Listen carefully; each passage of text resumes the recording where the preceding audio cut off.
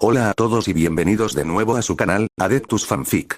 Muchísimas gracias por estar aquí y por todo el apoyo increíble que le están dando a esta historia. Antes de comenzar, quiero recordarles que ya tenemos disponible nuestro Patreon, donde podrán encontrar los capítulos adelantados de esta y otras series. El link se los dejaré fijado en el primer comentario y en la descripción del video. También los invito a unirse a nuestra comunidad de Discord, el enlace está en la descripción, ahí podemos hablar, debatir teorías y compartir ideas para futuros proyectos. Debo aclarar que tanto las imágenes, la música y las referencias a los animes usados en este video no me pertenecen. Todos los créditos van a sus respectivos creadores. Lo único que me pertenece es la idea original y la narrativa de este fanfic. Si ven este mismo contenido en otra parte, tengan cuidado, porque podría ser una copia. Sin más que decir, pónganse cómodos. Reencarnado en Jujutsu Kaisen con una restricción celestial. Capítulo 4. El león dormido y el orgullo Zenin. El viento primaveral soplaba con suavidad por las calles de Saitama, arrastrando algunos pétalos de cerezo que anunciaban el inicio de un nuevo año escolar. 4 años habían pasado volando desde aquel incidente en la montaña y la mudanza. 4 años de una paz relativa, videojuegos, estofados caseros y tareas de escuela. Ahora, a sus 12 años, Saito Tatsuki había dejado de ser un niño pequeño para convertirse en un preadolescente que irradiaba una presencia imponente. Físicamente, el desarrollo de su restricción celestial empezaba a notarse, pero no de una forma grotesca o exagerada. No era una montaña de músculos hipertrofiados. Su cuerpo era magro, atlético y perfectamente esculpido, como el de un nadador olímpico o un artista marcial en su peso ideal. Su musculatura estaba comprimida como un resorte de acero puro, oculta bajo el uniforme escolar de secundaria que llevaba puesto de manera descuidada. En ese momento, la escena en el callejón detrás de la escuela parecía sacada directamente de uno de los mangas que David solía leer en su vida pasada. Alrededor de Saito, 7 pandilleros de preparatoria, mucho más altos y corpulentos que él, yacían en el suelo gimiendo de dolor, abrazándose los estómagos o sosteniéndose las narices sangrantes. Y en el centro del desastre, Saito estaba de pie, intacto. Ni siquiera había sacado las manos de los bolsillos de su pantalón. Con una expresión de profunda y casi insultante pereza, sacó lentamente su mano derecha del bolsillo y se rascó el cabello negro y desordenado con una elegancia apática. Soltó un suspiro pesado, mirando al líder de la pandilla, que lo observaba desde el suelo con puro terror. Les dije que no tenía cambio para prestarles, murmuró Saito, con esa voz fría y aburrida que ahora era un poco más grave. Si van a intentar extorsionar a los de primer año, al menos aprendan a caer bien. ¡Qué aburrimiento! Saito ni siquiera había usado el estilo Nico o ninguna de las técnicas mortales que mantenía selladas. Simplemente había usado esquivas minimalistas y zancadillas con la fuerza justa para que su propio impulso los derribara. Pelear contra matones callejeros seguía siendo el equivalente a patear castillos de arena para él. Estaba a punto de dar media vuelta y marcharse a casa, cuando el inconfundible sonido de unos pasos rápidos y decididos resonó en la entrada del callejón. Saito se congeló en el sitio. Esa frecuencia de pasos no pertenecía a un enemigo. Pertenecía a su jefa suprema fuera de casa. Saito Tatsuki. La voz femenina resonó con claridad y autoridad. Sumiki Fushiguro, que ahora también era una estudiante de secundaria con el cabello más largo y una expresión que mezclaba preocupación con un severo reproche, estaba parada en la entrada del callejón con las manos firmemente apoyadas en sus caderas. Los pandilleros que estaban en el suelo miraron a la chica, esperando que el monstruo que los acababa de humillar le respondiera con la misma frialdad aterradora. Pero lo que presenciaron los dejó aún más desconcertados. El aura de depredador intocable de Saito se desvaneció como humo en el viento. Sus hombros se relajaron al instante, sacó rápidamente ambas manos de sus bolsillos y se paró derecho. Otra vez metiéndote en peleas a la salida de la escuela. Lo regañó Tsumiki, frunciendo el ceño y caminando hacia él sin el más mínimo atisbo de miedo, esquivando a los matones del suelo. Te dije que no usaras la violencia. Mira nada más el desastre que hiciste, podrías haberte lastimado o meterte en problemas con los profesores. Saito, el mismo chico que poseía una fuerza capaz de destrozar maldiciones de grado especial y que no se inmutaba ante el hechicero más fuerte del mundo, simplemente agachó la cabeza. Sí, mala mía, respondió Saito dócilmente, rascándose la mejilla con una sonrisa nerviosa. Fueron ellos los que empezaron, lo juro. Solo me estaba defendiendo de forma preventiva. Nada de excusas preventivas. replicó Tsumiki, apuntándolo con el dedo, aunque el enojo en sus ojos ya empezaba a suavizarse al ver la actitud sumisa de su amigo. Vas a ayudarme a cargar los libros de la biblioteca hasta mi casa como castigo. Y pobre de ti si el uniforme está sucio. Como usted mande, jefa, asintió Saito de inmediato, caminando dócilmente detrás de ella y dejando a los pandilleros de preparatoria tirados en el suelo, con la mandíbula desencajada al ver cómo el rey del callejón era dominado por completo por una chica de su misma edad. Mientras caminaban alejándose del lugar, Sumiki soltó un pequeño suspiro, mirándolo de reojo. A pesar de los regaños constantes, ella sabía perfectamente que Saito solo peleaba si alguien intentaba extorsionarlo o si estaban molestando a otros estudiantes más débiles. En esos 4 años, Saito se había convertido en una sombra protectora inquebrantable para ella y para Megumi. Por cierto, Tatsuki, murmuró Sumiki, cambiando el tono a uno más suave y habitual. Gojo-san dijo que vendría a cenar esta noche. Y ya sabes cómo se pone si no estás ahí para que te moleste. Saito rodó los ojos, recordando al excéntrico peliblanco que, desde aquel día fuera de la primaria, se había autoinvitado a sus vidas con demasiada frecuencia, siempre mirándolo con ese interés clínico y burlón. Genial. Más motivos para llegar tarde a casa, bromeó Saito, con una pequeña sonrisa. Vamos por tus libros, Fushiguro. En algún lugar. El sonido monótono del reloj de pared marcaba los segundos en la pulcra y estéril oficina del terapeuta. Ana Kurusu, que ahora tenía alrededor de 11 años, estaba sentada en un sillón de cuero demasiado grande para ella. Su mirada estaba fija en sus propias manos, las cuales descansaban sobre su regazo. A través de la ventana, el cielo gris de Tokio parecía reflejar el peso de la sociedad que se movía allá afuera, ignorante de los horrores que acechaban en los rincones oscuros. Frente a ella, un hombre de traje impecable escribía en una libreta. No era un psicólogo normal, era una ventana, un investigador afiliado a los altos mandos del Jujutsu encargado de monitorear a niños con sensibilidad espiritual tras incidentes traumáticos. Ana, tus padres me comentan que sigues teniendo insistencia con la historia de hace 4 años, dijo el hombre, ajustándose las gafas con una frialdad clínica. Sigues buscando a ese niño en las multitudes. Ya hemos hablado de esto. En situaciones de estrés extremo, la mente crea figuras salvadoras para lidiar con el trauma. Estabas en la oscuridad, tu imaginación te jugó una mala pasada. Ana apretó las manos. Esta era la verdadera oscuridad del mundo del Jujutsu. Los hechiceros y las autoridades llegaban cuando la tragedia ya había ocurrido. Limpiaban los residuos de las maldiciones, archivaban los casos y dejaban a los sobrevivientes con el alma destrozada. Para la sociedad de la hechicería, los civiles afectados no eran personas a las que debían sanar, sino simples daños colaterales o estadísticas en un informe.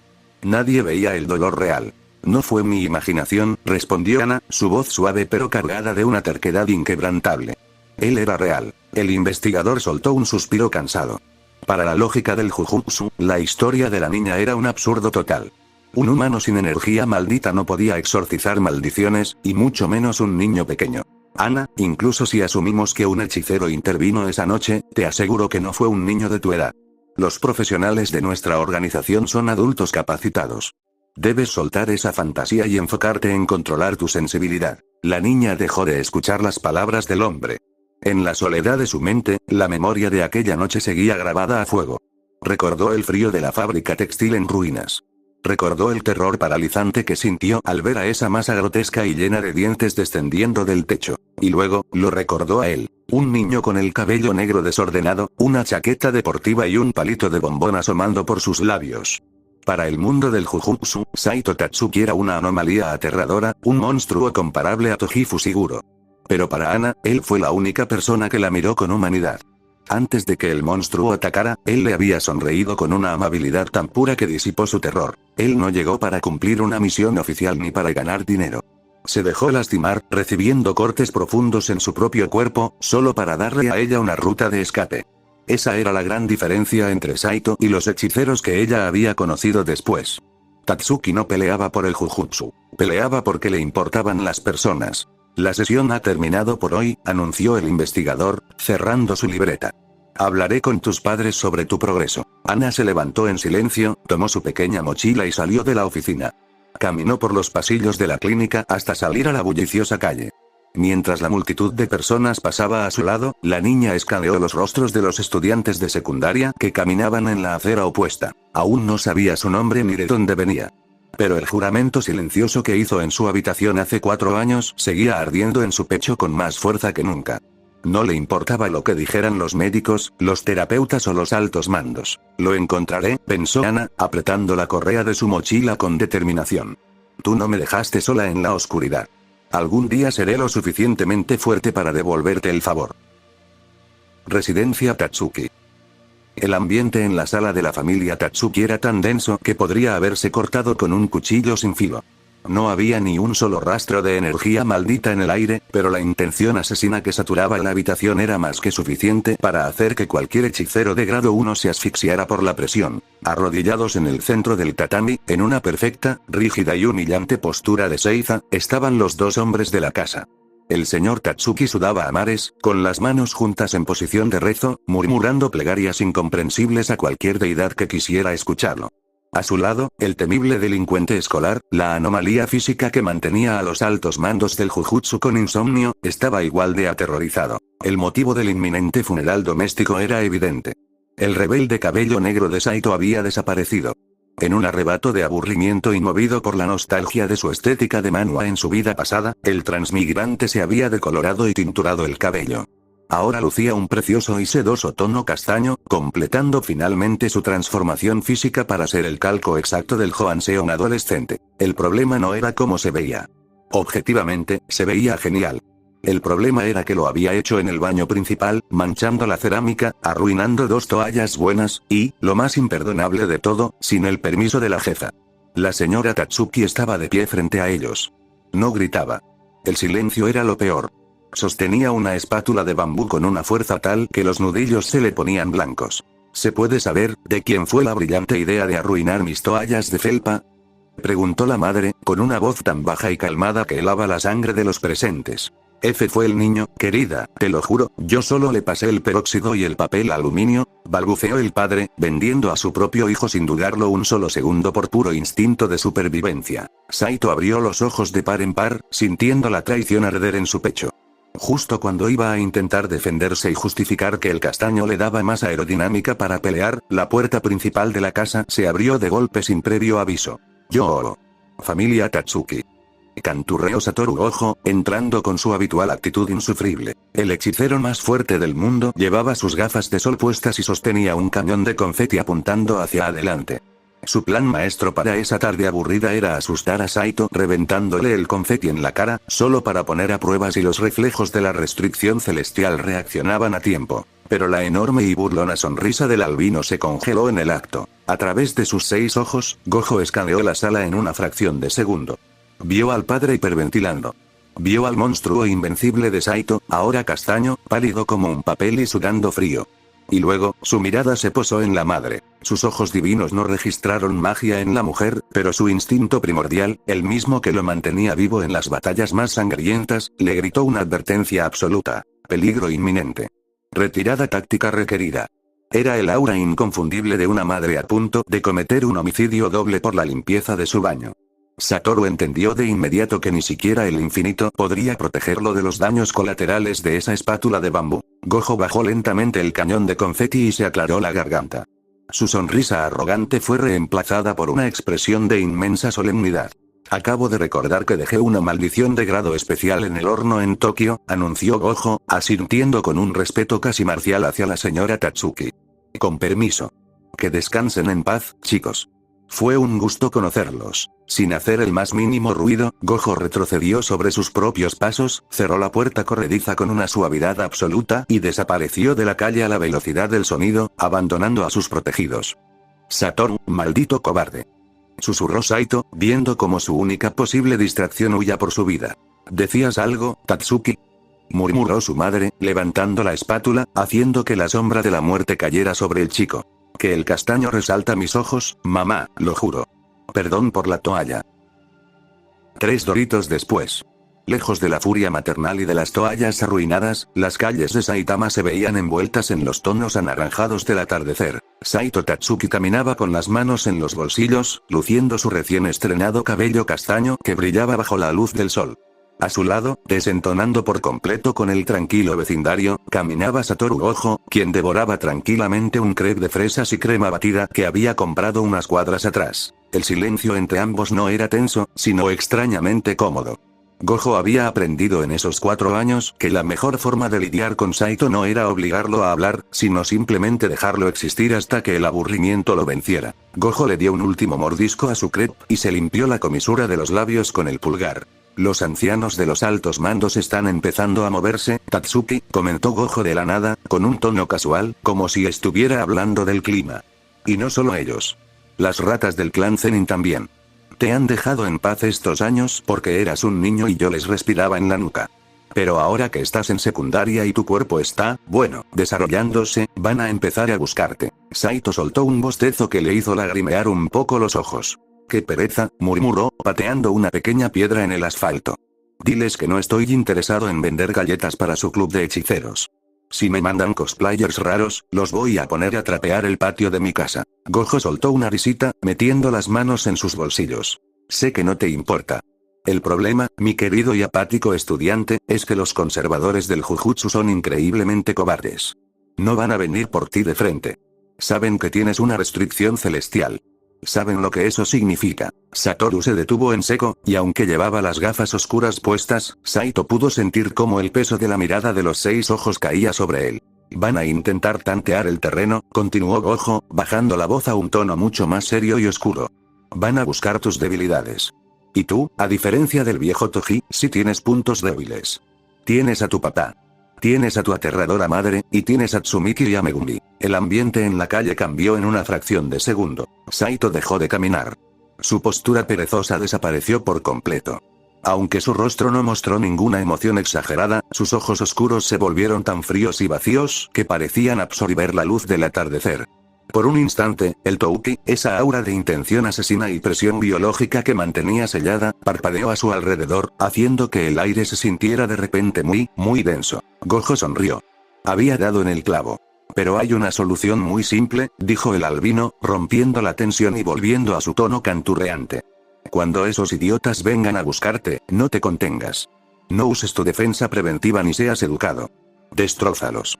Haz una demostración de fuerza tan brutal, tan aplastante y tan humillante, que los altos mandos se orinen en los pantalones con solo escuchar el apellido Tatsuki. Saito ladeó la cabeza, relajando los hombros y permitiendo que la densa presión en el aire se disipara. ¿Me estás pidiendo que haga tu trabajo sucio de intimidar a los ancianos, viejo?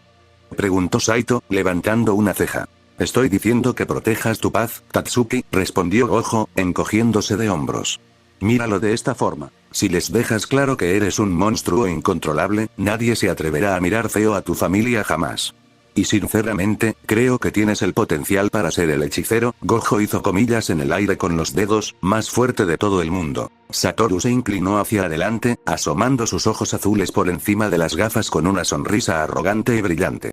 Bueno, el más fuerte después de mí, obviamente. No nos volvamos locos tampoco. Saito lo miró con cara de palo durante unos segundos, procesando el inmenso ego del peliblanco, y luego simplemente volvió a meter las manos en los bolsillos, reanudando su caminata. Como digas, segundo lugar, respondió Saito con sarcasmo. Pero si voy a tener que romperle los huesos a un montón de políticos clasistas, me vas a tener que pagar las horas extra. Los videojuegos no se compran solos. Gojo soltó una carcajada estridente que resonó por toda la calle vacía, alcanzando al chico y pasándole un brazo por los hombros. A pesar de la broma de Saito, Gojo sabía que el mensaje había llegado fuerte y claro. El cazador estaba a punto de salir de su letargo, y el mundo del Jujutsu no estaba preparado para el terremoto que se avecinaba. En la residencia Zenin.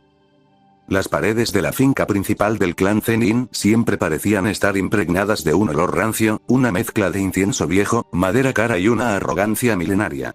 En este lugar, el valor de una persona se medía exclusivamente por su técnica maldita.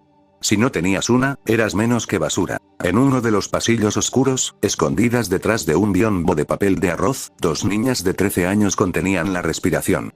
Mai temblaba ligeramente, aferrándose a la manga del kimono de su hermana, deseando huir de ahí antes de que las descubrieran y las castigaran. Pero Maki no se movía.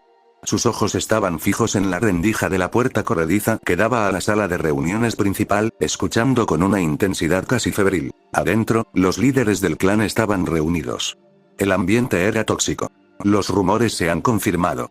El reporte de Satoru Gojo no era una exageración para burlarse de nosotros, gruñó Uji Zenin, con el rostro contorsionado por el asco. Un civil de Saitama.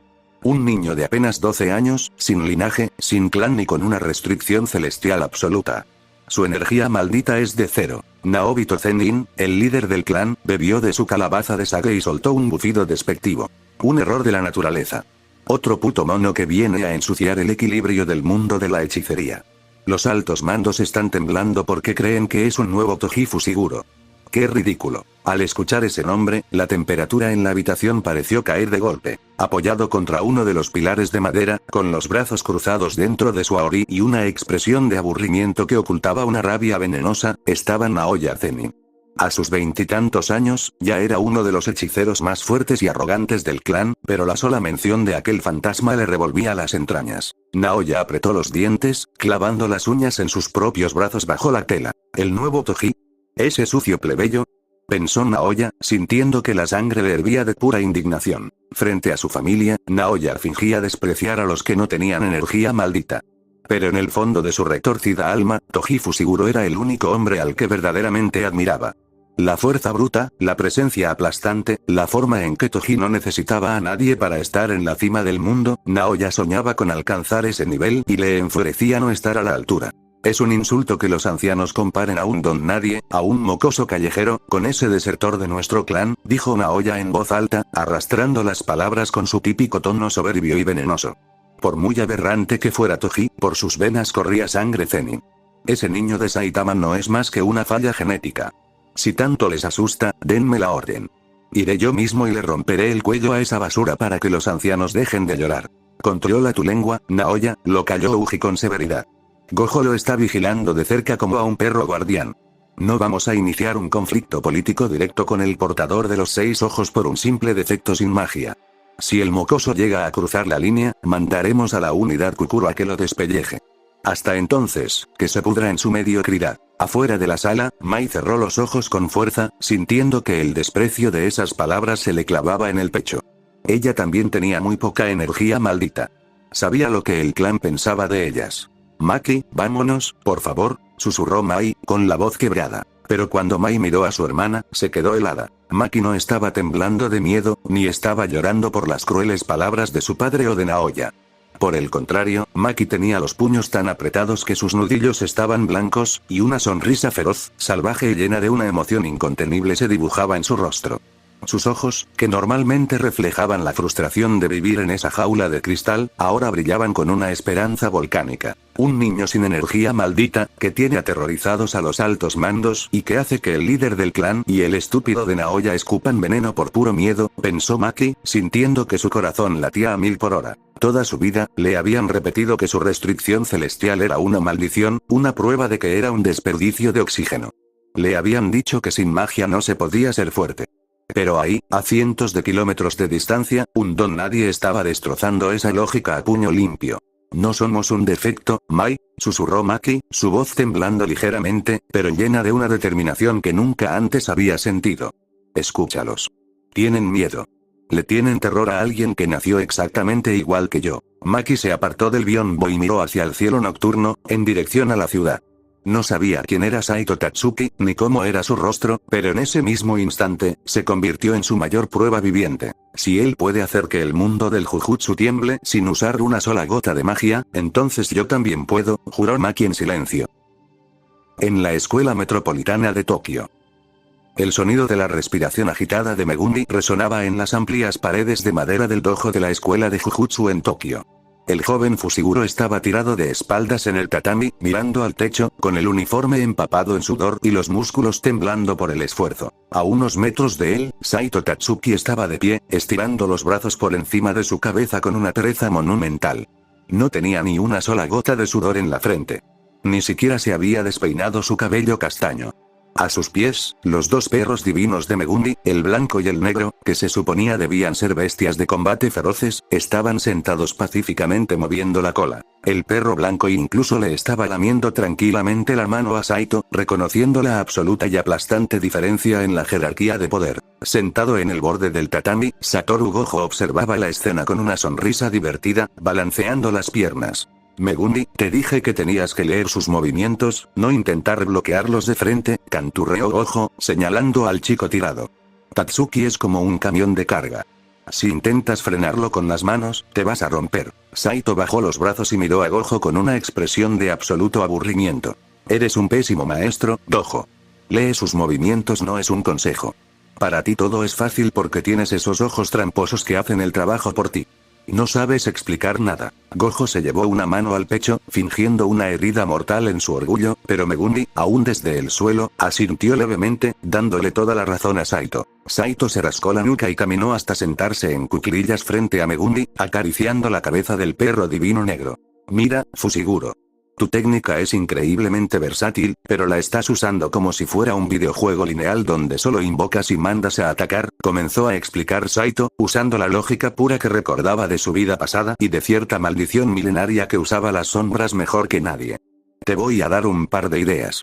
Toma nota, porque no lo voy a repetir. Megumi se incorporó a medias, apoyándose en los codos, prestando total atención. Primero, dijo Saito, levantando un dedo. Tienes miedo de que destruyan a tus perros porque si mueren, no vuelven, ¿verdad? Entonces no los invoques por completo. Usa manifestaciones parciales. Usa la sombra como base fluida. Serán más débiles, sí, pero si los atacan, la forma se deshace y el Shikigami no muere. Es sentido común, riesgo mínimo, utilidad táctica constante. Megumi abrió un poco los ojos. Nunca se le había ocurrido fragmentar la invocación para evitar la penalización de la técnica. Segundo, continuó Saito, levantando otro dedo. Deja de depender solo de los animales. Tu ritual controla las sombras, ¿no? Aplica las propiedades de la sombra directamente sobre ti. Usa tu cuerpo como conducto para manifestar, por ejemplo, las garras de los perros divinos en tus propias manos usando la sombra. Conviértete tú mismo en el Shikigami a medias. Rojo, que estaba balanceando las piernas, se detuvo por completo. Lentamente, deslizó sus gafas oscuras por el puente de la nariz, dejando al descubierto sus intensos ojos azules, clavándolos en Saito. Tercero, Saito ignoró la mirada penetrante del albino y señaló el pecho de Megumi. Tu físico es mediocre. Eres muy lento. Consigue las sombras iniciales fáciles rápido. Los conejos, el sapo, Nue, la serpiente. Y para el ritual de exorcismo, haz trampa. Pídele prestadas a Gojo sus herramientas malditas de alto grado. Que te compre el equipo más roto que tenga con su dinero. Exorciza a los Shikigamis iniciales usando armas, y luego úsalos a ellos para compensar tu falta de fuerza física mientras entrenas tu cuerpo para aguantar la segunda idea que te di. Saito se puso de pie, metiendo las manos en los bolsillos, y lanzó su última sugerencia con total naturalidad, como si estuviera dando la receta de un sándwich. Y cuarto, técnicamente, nada te impide saltarte el orden de los animales de nivel medio. Prepara el terreno, haz trampa con las armas de Gojo y los perros, y ve directamente a domar al ciervo redondo. Ese bicho tiene ritual inverso. Si lo consigues ahora, serás prácticamente inmortal en peleas de desgaste y podrás curar a otros. El silencio que cayó sobre el dojo fue absoluto. Solo se escuchaba el jadeo de los perros divinos. Megumi estaba procesando la información con la boca ligeramente abierta, sintiendo que un mundo de posibilidades tácticas acababa de explotar en su cabeza. Pero las reacciones de los adultos fueron mucho más viscerales. En la oscuridad de la entrada del dojo, oculto detrás de una de las columnas de soporte, el director Masamichi Yaga dejó de respirar por unos segundos. Había venido a evaluar discretamente el progreso del joven Fushiguro y del monstruo de Saitama del que Gojo tanto hablaba. Yaga conocía los registros antiguos del clan Zenin. Sabía cómo funcionaba la técnica de las 10 sombras a través de generaciones de hechiceros. Esas aplicaciones, pensó Yaga, sintiendo un escalofrío recorrerle la espalda. Ningún Zenin ha registrado el uso de manifestaciones parciales para evitar la muerte del Shikigami, ni la integración de características en el propio cuerpo del usuario. Este chico no tiene energía maldita, pero acaba de desglosar y optimizar uno de los 3 rituales más fuertes del mundo en 5 minutos, mejor que siglos de estudio del propio clan Gojo. Por su parte, soltó una carcajada baja que fue subiendo de volumen hasta resonar por todo el lugar. Tatsuki, dijo Gojo, poniéndose de pie y caminando hacia él con una sonrisa que mezclaba fascinación y orgullo. ¿De dónde sacaste esas ideas? Eso es, una comprensión del jujutsu que raya en lo absurdo para alguien que no puede ni ver un rastro de magia. Saito lo miró con su habitual cara de palo, encogiéndose de hombros. Obviamente, no iba a decirles que la mayoría de esas cosas se las había visto hacer Aryomen Sukuna en un manga mientras comía cereal en su vida pasada. Lógica básica, viejo, respondió Saito, restándole importancia y dándose la vuelta para ir a buscar su botella de agua.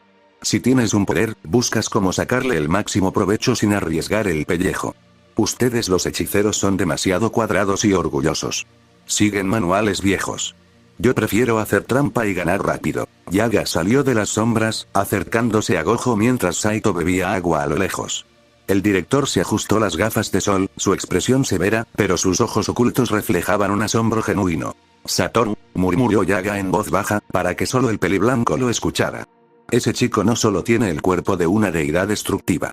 Su mente, si alguna vez decidiera aprender a usar herramientas malditas y aplicar esa misma lógica táctica contra nosotros. Lo sé, director, interrumpió Gojo, sin borrar su sonrisa, sin apartar la vista de Saito. Es aterrador, ¿verdad? Gojo volvió a subirse las gafas. Sabía que los clanes despreciaban a Saito por ser un mono. Pero Satoru acababa de confirmar que el verdadero peligro de Saito Tatsuki no era solo que pudiera romper paredes con los puños, era que podía romper las reglas de 1000 años de Jujutsu simplemente usando el sentido común. El eco de las palabras de Yaga aún flotaba en la penumbra del dojo cuando Saito terminó de beber de su botella de agua. La aplastó con una sola mano, reduciendo el plástico a un disco comprimido, y la lanzó con una precisión milimétrica hacia un basurero al otro lado de la sala. Sin perder su expresión de aburrimiento perpetuo, el chico de cabello castaño caminó de regreso hacia donde estaban los adultos. Se detuvo frente a Gojo, metió las manos en los bolsillos y lo miró desde abajo con una ceja arqueada. Oye, viejo, llamó Saito, rompiendo la tensión dramática que los dos hechiceros habían estado construyendo en sus cabezas. Acabo de darle a Fushiguro una guía táctica que su propio clan no pudo pensar en siglos. Me debes honorarios de consultoría. Satoru soltó una risita, cruzándose de brazos. Vamos, Tatsuki. El conocimiento debe ser libre y compartido. Además, míralo, es tu amigo. ¿Le cobrarías a tu pobre hermanito adoptivo? Saito chasqueó la lengua, sin inmutarse ante el chantaje emocional. Eres un tacaño.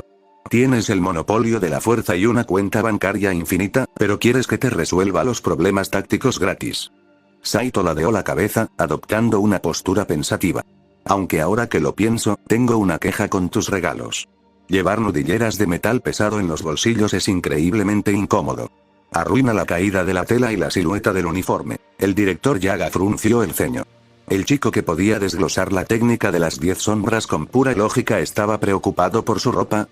Entonces usa una funda deportiva, como cualquier hechicero que porta herramientas malditas, sugirió Yaga con voz grave. Saito lo miró de reojo y suspiró de forma exagerada. Las fundas estorban al esquivar, viejo de los lentes. Yo me refería a algo más, práctico. Saito miró directamente a Gojo. Oye, en este mundo de hechicería, ¿de casualidad no existe algún bicho que sirva de inventario? No sé, una maldición con forma de gusano o algo que se trague las armas. Me la enrollo en el torso, el bicho me escupe el arma en la mano y me vería increíble. Sería pura estética de jefe final. El silencio que siguió a esa simple petición fue tan denso que casi se podía masticar. Para Megumi, era solo Saito queriendo una mascota rara. Pero para los dos adultos en la sala, fue como si les hubieran arrojado un balde de agua helada. La imagen de Toji Fushiguro, con esa grotesca maldición de inventario enrollada en el torso asomándose para entregarle un arma, se proyectó en la mente de Gojo con una claridad aterradora. Masamichi Yaga dio un paso atrás, sintiendo que la sangre se le helaba. El mismo cuerpo, el mismo pragmatismo, y ahora pide la misma maldición de almacenamiento. Gojo deslizó sus gafas ligeramente hacia abajo. Su voz perdió todo rastro de broma. Tatsuki, ¿por qué exactamente quieres una maldición con forma de gusano para guardar tus armas? Saito, actuando con la mayor naturalidad del mundo, se encogió de hombros. Ya te lo dije, por estética. Sacar un arma de una mochila es aburrido. Gojo lo observó durante unos largos y tensos segundos, buscando alguna mentira en sus ojos, pero solo encontró la habitual apatía del chico. Satoru dejó escapar un suspiro pesado y se revolvió el cabello blanco. Tienes gustos absurdamente caros y específicos, niño, respondió Gojo, volviendo a subirse las gafas, aunque su tono seguía siendo serio. Las maldiciones de almacenamiento espacial no son algo que puedas comprar en una tienda. Son una anomalía casi imposible de encontrar. De hecho, solo existe una registrada en todo el mundo. Saito levantó una ceja, fingiendo ignorancia. ¿Ah, sí? ¿Y quién la tiene? Perteneció a un hombre muy molesto que conocí en mi juventud, explicó Gojo, evitando mirar a Megumi. Pero actualmente está desaparecida. Lo más probable es que esté en manos de algún usuario de maldiciones peligroso moviéndose en las sombras. Así que no, Tatsuki. No puedo conseguirte tu gusano de inventario. Tendrás que conformarte con los bolsillos. Saito chasqueó la lengua y desvió la mirada con una mueca de decepción infantil. TCH.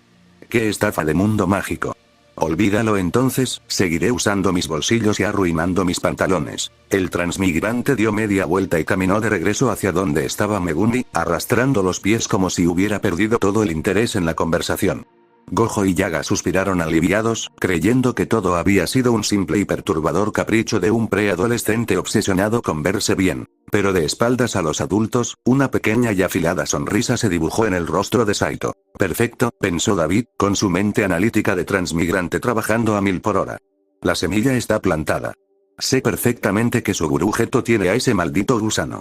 Ahora, cuando me cruce con él en el futuro y decida confiscarle la maldición de Toji por la fuerza, Gojo y los altos mandos pensarán que lo hice por un capricho estético impulsivo. Nadie sospechará que fui por ella a propósito. Una excusa impecable. Saito se agachó junto a Megumi, le dio unas palmaditas en el hombro al chico que seguía en el suelo y volvió a su tono aburrido. Levántate, Fushiguro. Ya me aburrí de verte sudar. Vamos a comprar algo de cenar antes de que mi mamá me encierre fuera de casa. Residencia Tatsuki. El sonido de los botones del control siendo machacados a una velocidad alarmante llenaba la sala de estar de la familia Tatsuki. Había pasado un tiempo desde aquel día en el parque, y la tarde de ese sábado se resumía en una paz absoluta, libre de planes, maldiciones y hechiceros de pelo blanco. En la pantalla del televisor, los píxeles de un juego de peleas destellaban. Saito estaba recostado en el sofá, con una postura tan desparramada que parecía que se iba a derretir sobre los cojines.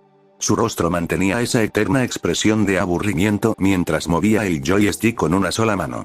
A su lado, Megumi estaba sentado al borde del asiento, con el ceño fruncido y una concentración letal, intentando inútilmente conectar un combo. Sumiki, sentada en la alfombra con Michi el gato en su regazo, se reía de las expresiones de frustración de su hermano. «Estás dejando el flanco izquierdo muy abierto, Fushiguro», murmuró Saito, bostezando antes de presionar un solo botón que desató un ataque definitivo en la pantalla.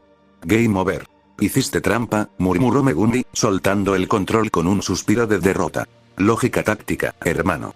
Elegí al personaje con los ataques más rotos. No es mi culpa que tú elijas al ninja solo porque se ve genial». Sumiki soltó una carcajada, cubriéndose la boca. «Megumi siempre hace lo mismo, Tatsuki-kun. En los juegos de carreras también elige el auto negro aunque sea el más lento». En ese momento, la puerta corrediza de la sala se abrió y la madre de Saito entró, llevando una bandeja con vasos de jugo y galletas recién horneadas. La mujer, que era el verdadero terror de Saitama para el joven transmigrante, sonrió con calidez al ver la escena doméstica. «Qué bueno verlos relajarse un poco», dijo la señora Tatsuki, dejando la bandeja en la mesa de centro. «Sumiki, cariño, gracias por ayudarlo con la tarea de matemáticas ayer. Si no fuera por ti, este vago reprobaría por no entregar los trabajos». «No es ninguna molestia, señora Tatsuki», respondió Tsumiki, aceptando un vaso de jugo con una sonrisa educada y brillante. La madre se quedó parada un segundo, apoyando una mano en su cadera mientras miraba a la chica y luego a su hijo, quien ya estaba seleccionando personaje para la siguiente ronda, completamente ajeno a su entorno. «Saben, viéndolos así en la sala, realmente hacen una pareja preciosa», comentó la madre de la nada, con una sonrisa pícara y maternal. «Se ven muy bien juntos. Ya me imagino en unos años». El efecto fue instantáneo. Sumiki se atragantó con el jugo. Su rostro se volvió de un color rojo tan intenso que rivalizaba con un tomate maduro. Empezó a toser levemente, agitando las manos frente a ella, incapaz de formular una oración coherente por la repentina vergüenza. Megumi, por su parte, giró la cabeza tan rápido que casi se lastima el cuello. Miró a la madre de Saito, luego a su hermana, y finalmente al castaño, con los ojos entrecerrados y una expresión que mezclaba instinto protector de hermano menor con una leve perturbación. ¿Y Saito? Saito ni siquiera parpadeó. Sus ojos seguían fijos en la pantalla de selección de personajes. «Sí, hacemos buen equipo», respondió Saito, con un tono absolutamente monótono, tomando una galleta de la bandeja sin mirar. «Fushiguro me pasa los apuntes y yo me aseguro de que los matones de tercero no la molesten a la salida. Es un trato justo. Oye, Megumi, ¿vas a darle a listo o te vas a quedar ahí mirando?»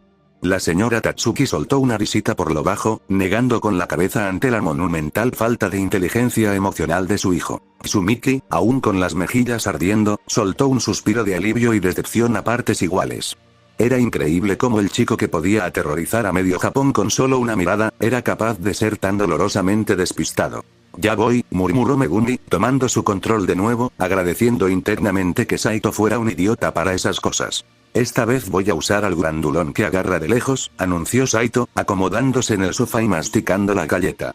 Prepárate para llorar, Fushiguro. Horas más tarde en dirección a sus clases. El sol de la tarde bañaba las calles de Saitama con un tono anaranjado. El día escolar por fin había terminado, algo que Saito Tatsuki agradecía profundamente.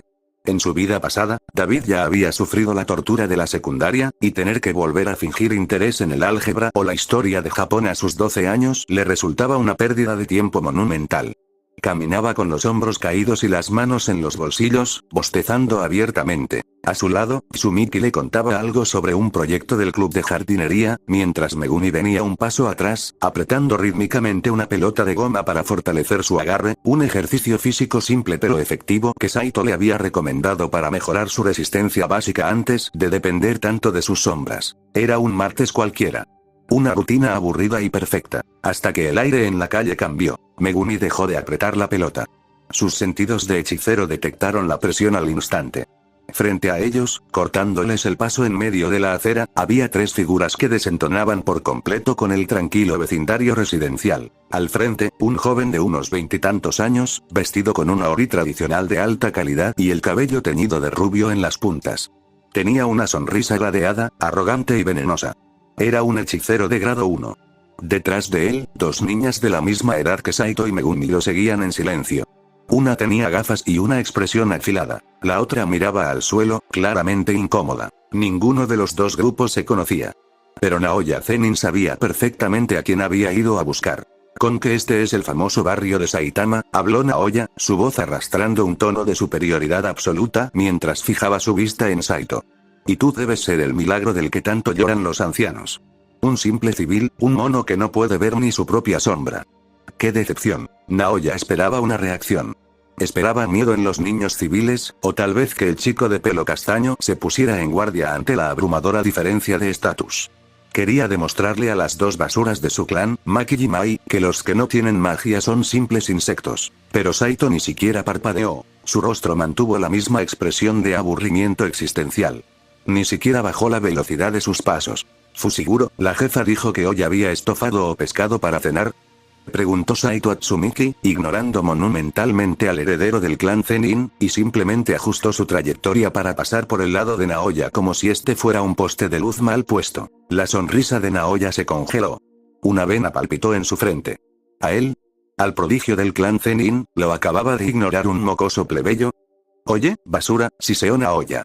En un parpadeo, usando su técnica de hechicería de proyección, desapareció de su lugar y reapareció directamente frente a Saito, bloqueándole el paso de nuevo. Levantó una mano para agarrar al chico del cuello. Cuando un Zenin te habla, te arrodillas y griega. La mano de Naoya nunca llegó a su destino. Saito se detuvo. No retrocedió. No se puso en postura de combate ni usó ninguna técnica de artes marciales. Simplemente levantó la mirada y clavó sus oscuros ojos en el rostro del rubio. Durante una fracción de segundo, el Touki de Saito se filtró.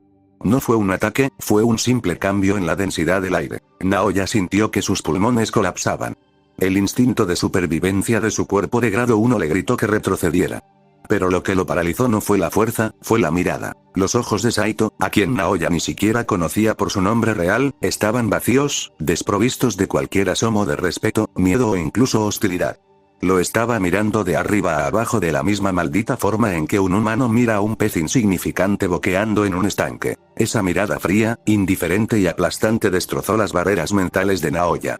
La memoria se superpuso a la realidad. Por un microsegundo, el rubio no vio a un chico de 12 años con cabello castaño. Vio a un hombre alto, con una cicatriz en el labio y una camiseta ajustada, mirándolo con esa misma lástima condescendiente en el patio del clan Zenin años atrás. Toji, pensó Naoya, con las pupilas dilatadas por el shock y la respiración cortada. El terror primitivo y la admiración retorcida que sentía por el asesino de hechiceros lo anclaron al suelo, dejándolo con la mano extendida en el aire, temblando imperceptiblemente. Atrás, Maki abrió los ojos de par en par detrás de sus gafas. Su corazón dio un vuelco.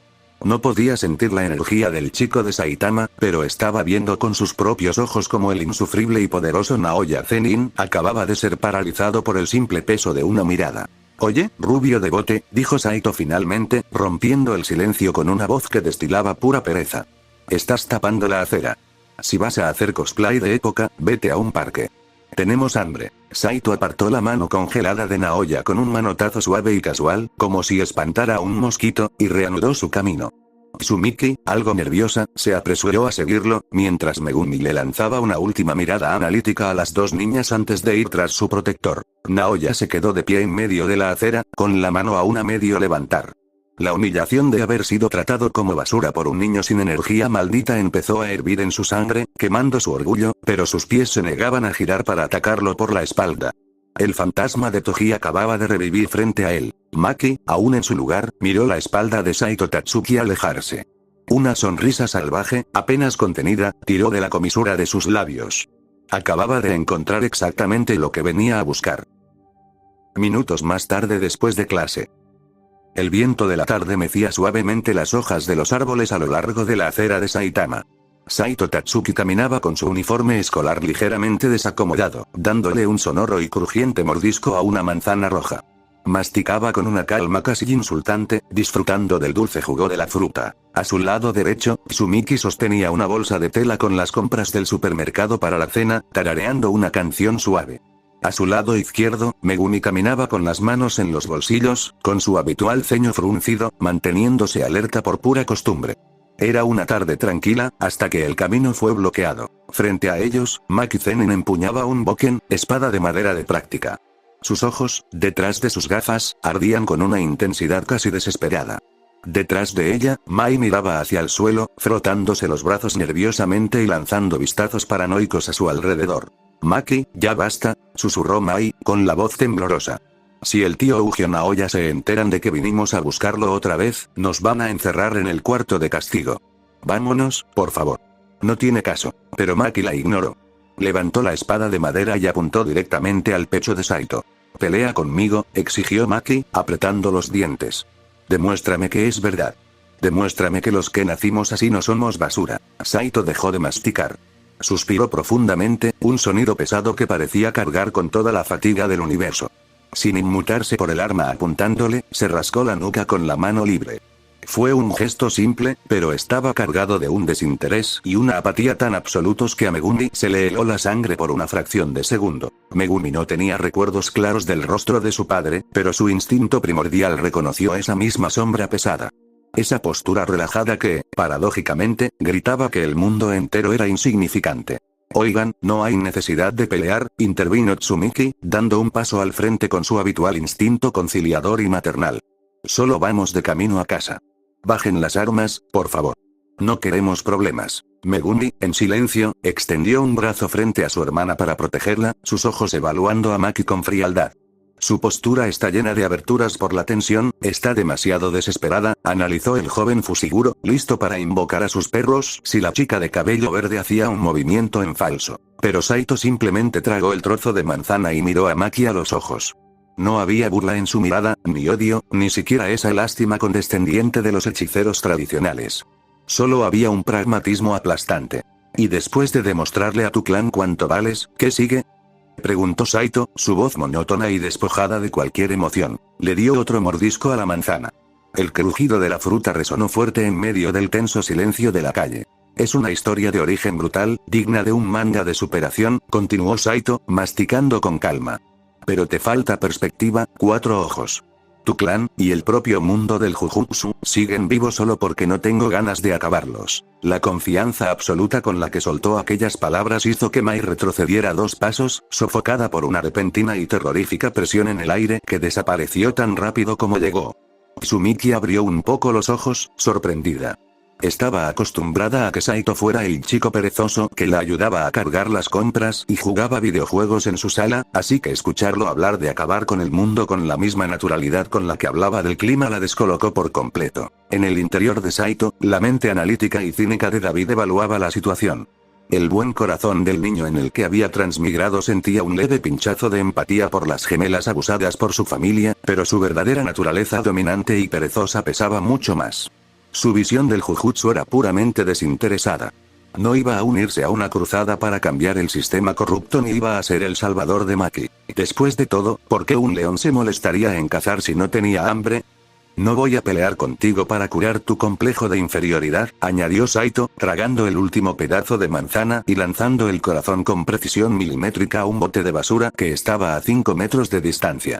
Si quieres ser fuerte, deja de jugar con las reglas de los que te odian. Saito se giró, dándole la espalda a Maki, dejándola con la espada en el aire y la mente completamente en blanco por el peso de sus palabras. Su tono cambió al instante, perdiendo todo el filo y volviendo a ser el chico de secundaria aburrido de siempre. «Jefa, ¿te ayudo con la bolsa?», le preguntó a Tsumiki. «El estofado se va a enfriar y me muero de hambre». Tsumiki parpadeó, saliendo del trance, y le entregó la bolsa de tela con una sonrisa suave pero aún un poco nerviosa. «Ese sí. Vamos, Tatsuki-kun». Megumi le lanzó una última mirada de reojo a Maki. Vio como la chica bajaba lentamente el boken, temblando. No temblaba de miedo, sino por el impacto de haber chocado contra un muro de realidad que acababa de hacer pedazos toda su visión del mundo. Sin decir una y con esa dura lección de realidad para Maki Zenin, llegamos al final de este capítulo. Un agradecimiento gigantesco a todos los que apoyan este proyecto día a día, en especial a los miembros del canal y a los que ya se unieron al Patreon. Su apoyo hace posible que estas historias sigan cobrando vida. Si les gustó este video, no olviden suscribirse, dejar su gran like y darle a la campanita para que YouTube les avise en cuanto suba la siguiente parte. También los invito a revisar los otros vídeos del canal, tenemos historias y fanfics que seguro les van a encantar.